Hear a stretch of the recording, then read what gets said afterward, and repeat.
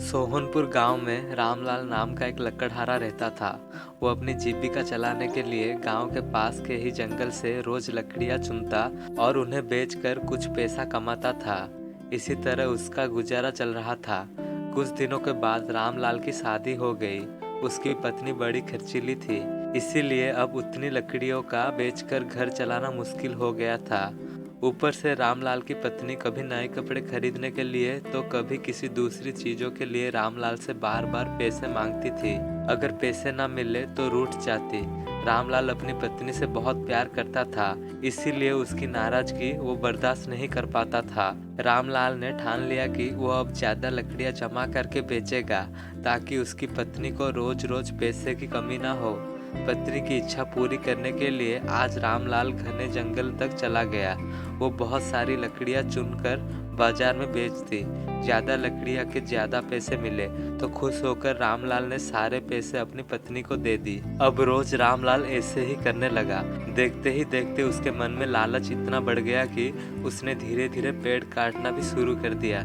पेड़ काटने से और ज्यादा लकड़ियां हो जाती थी और उसे अधिक दाम मिलने लगे। लकड़हारा हर हफ्ते एक पेड़ काट और लकड़ियां बेचकर मिलने वाले पैसों से अपनी पत्नी के शौक पूरे करता। अब पैसे ज्यादा आ रहे थे तो घर भी अच्छे से चल रहा था। धीरे धीरे रामलाल ने पैसों को जुए में लगाना शुरू कर दिया। जुआ खेलने की लत ऐसी लगी कि रामलाल एक मोटी रकम इसमें हार गया। अब इस रकम को चुकाने के लिए रामलाल ने एक दो मोटे मोटे पेड़ काटने का फैसला लिया। जैसे ही रामलाल ने जंगल में जाकर अपनी कुल्हाड़ी को एक बड़े से पेड़ पर चलाने की कोशिश की तो उस पर पेड़ की टहनी ने हमला कर दिया। रामलाल चौंक गया, फिर उससे पेड़ की एक टहनी ने लपेट लिया। रामलाल कुछ समझ नहीं पाया कि ये सब क्या हो रहा है।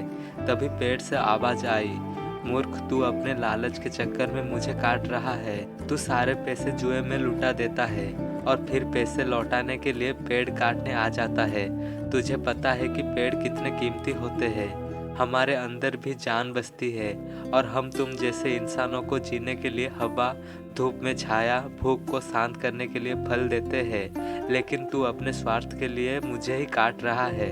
पेड़ ने कहा, आज तू रुक, यही कुल्हाड़ी मैं अब तेरे ऊपर चलाऊंगी। पेड़ की टहनी कुल्हाड़ी से रामलाल पर वार करने ही वाली थी कि वो गिड़गिड़ाने लगा।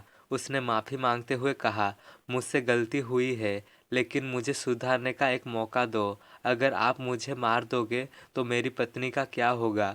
वो अकेली पड़ जाएगी।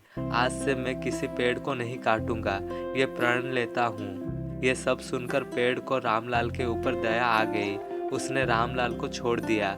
छूटते ही रामलाल भागकर अपने घर गया और पैसों के लालच में ना आने का संकल्प लिया। दोस्तों, हमें इस कहानी से ये सीखने को मिलता है कि कभी भी लालच नहीं करना चाहिए।